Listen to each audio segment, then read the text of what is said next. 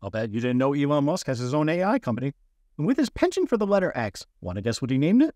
I'm your host, Chris Thompson, and this is an IRL Media News Hot Take. Let's get into it. Elon Musk is a busy guy.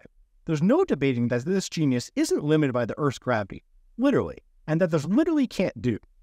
With an IQ of 160, Elon Musk pretty much achieves anything he sets his mind to. I mean, this guy is running more than 5 companies right now, including Tesla, SpaceX, Boring Company, Neuralink, and most recently Twitter, which he renamed X. He's been a founder of over 10 companies, including a couple of companies that he started and sold, like Zip2, which he sold for over $300 million in 1999 to Compaq Computer Corporation, or X.com, which he merged with another software company called Confinity, which would be rebranded as PayPal, and it IPO'd in 2002 and was acquired by eBay in 2015. And we don't even have time to talk about how he helped co-found OpenAI and all the drama that that's turned out to be. So what's the name of Elon Musk's new AI company? Well, obviously he named it X.AI. No one ever accused him of being original. Now, X.AI is looking to raise $1 billion in capital. Apparently, he's still a little bit jealous of OpenAI's success, which we mentioned earlier he was involved in co-founding before that relationship went to hell. I'm starting to see a trend here with business ventures that Elon Musk enters into with other people, but I digress. One thing I find interesting about X.AI is how he's structured it.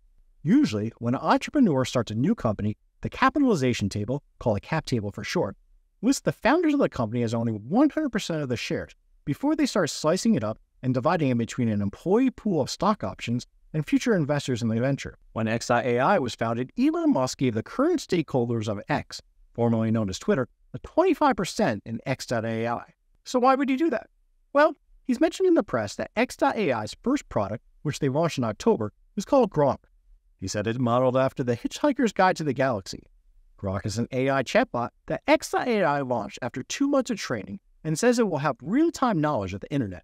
Where do you think that training and real-time knowledge of the internet are coming from? Twitter. I mean, X, of course. So that's why current stakeholders of X are receiving a 25% in X.AI.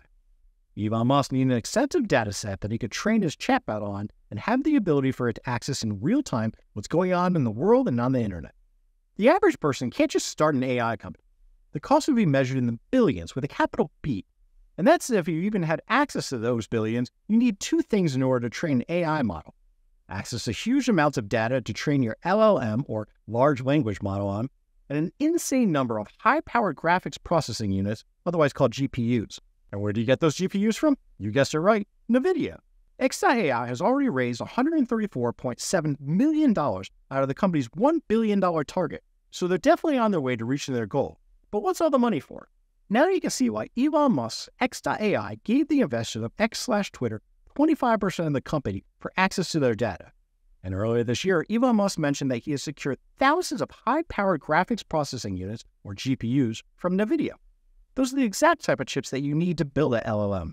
Once again, Elon Musk must have foreseen that the AI industry was headed in a certain direction, ordered up those GPU chips from Nvidia before they became nearly impossible to buy, and set in motion his plans for X.AI.